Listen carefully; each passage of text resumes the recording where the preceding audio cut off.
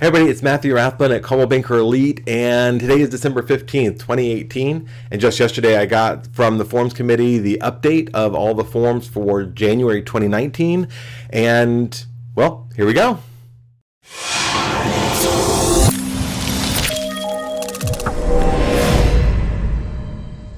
All right, great. Look, the changes are awesome. They're simple this time. There's some common sense stuff. There's some things that make life a little easier. Nothing big and huge like there have been in the past that made you kind of rethink how you did business. It's just a little bit better this time. So I'm going to go through not every single change made in every form. I'm going to just touch on some of those and talk about the notable forms. And again, there's not a significant number, so this will be a fairly short tutorial. So we're going to start with the residential sales contract. And the residential sales contract, historically, you recall, we have put the seller subsidy, how much the buyer wants the seller to pay in closing cost assistance in each of the finance contingencies. So FHA, VA, USDA, conventional contingencies all had a line that says, oh, by the way, here's how much the buyer wants.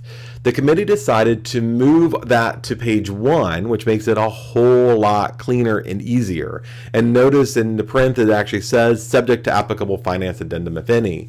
So if you have a seller subsidy and you're doing conventional, that line no longer exists in that conventional addendum, but there's still all the language that pertains to the unique qualities of getting a subsidy under the type of loan that you're submitting. So it stays in place, but now the seller, when they present an offer, gets a nice clean one-page summary of how much money they're getting and how much money they're giving. Now, you guys do what you want to do. I'm a big percentage guy here. I like just saying it's a 20% down, 80% loan, and 3% in closing costs. And then the total sales price goes up here where it always has under sales price. Right there to list what that's going to be. So nice and clean and simple. And if we have to negotiate, then all we're going to do is cross the line through sales price, enter the new sales price, and not change and do a whole bunch of math and hopefully not be wrong. So big fan of that simple change and bringing it to page 1 for the seller to see everything at one time. Additionally, in the residential sales contract, paragraph 15 and 16 were separate that talked about other things. Those have been moved under subparagraphs. All that information that was there is now moved under G and H and expanded the financial contingency things, so we have it all in one place, which makes a whole lot more sense. And again, a lot cleaner, a lot simpler, but no significant changes in those paragraphs other than moving them to align themselves better with the contract. And also to reflect the January 2019 changes, regulatory changes requiring now for teams to be licensed and have entered into a name that is licensed at DPOR and a business entity ID number. The forms, all of them, I'm only showing you the residential sales contract, but all leases and all those forms have now added that there. So if you are a member of a team, and you are licensed, which hopefully you are, otherwise you'll be out of legal compliance, regulatory compliance, you'll enter your team name and the business entity license number for your team so that it's clear who you work for and under whom and all the rest. So again, nice, simple, common sense. Another common sense change has been the home inspection removal addendum. The HRCA is now just the inspection contingency removal addendum, and you can see that they have added checkboxes for specifically which inspection contingency you're removing.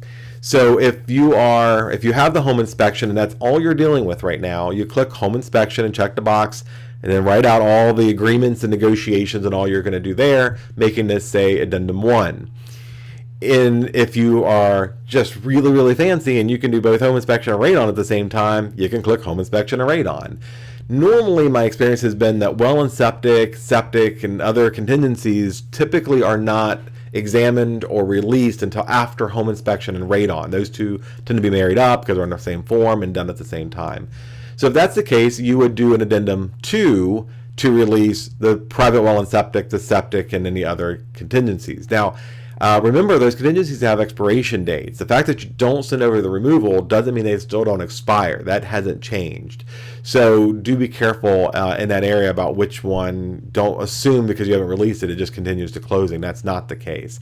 Finance is one of the only short sellers, one of the only 1 or 2 that do that. So again, if it's a home inspection, you're only done with that, click the home inspection. If you're releasing combinations, you can click more than one. And the next time you go to release something, add the different corresponding addendum numbers. Again, nice, common sense, simple change.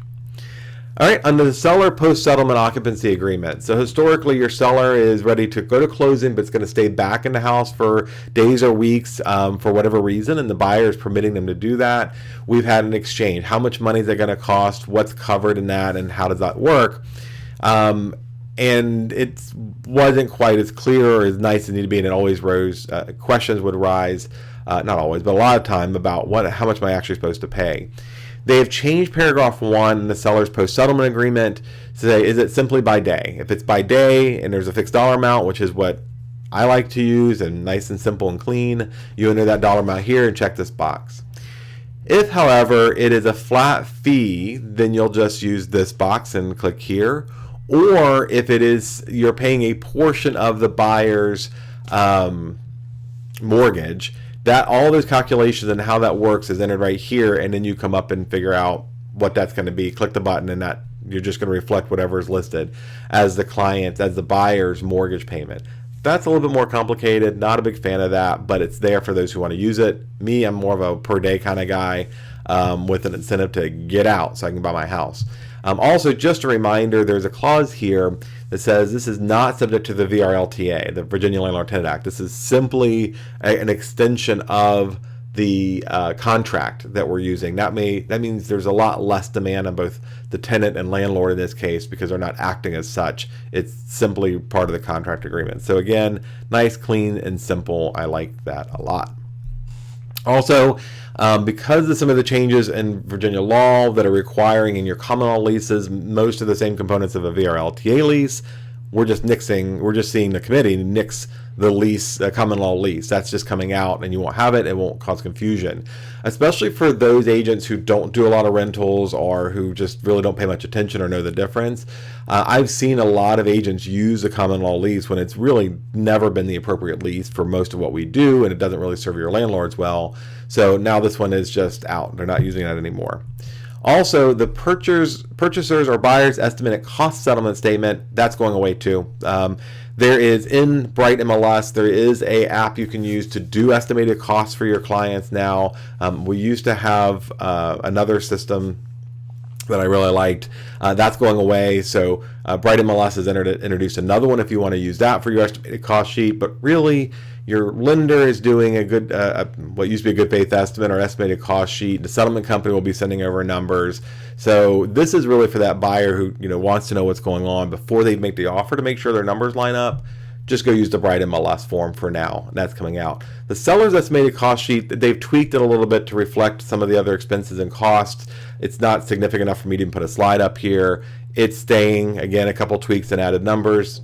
I'd still probably consider using the Bright MLS digital one instead of using a PDF that's not as dynamic and doesn't have such a good report system, but that's just me. So that's it. Those are all the notable changes in the standard forms for January 2019. Their next batch, unless they go out of sequence, will be July of 2019, and we'll do another video updating you then. If you have any questions, reach out to your brokers. I'm sure they're prepared and ready to help you with navigate these changes.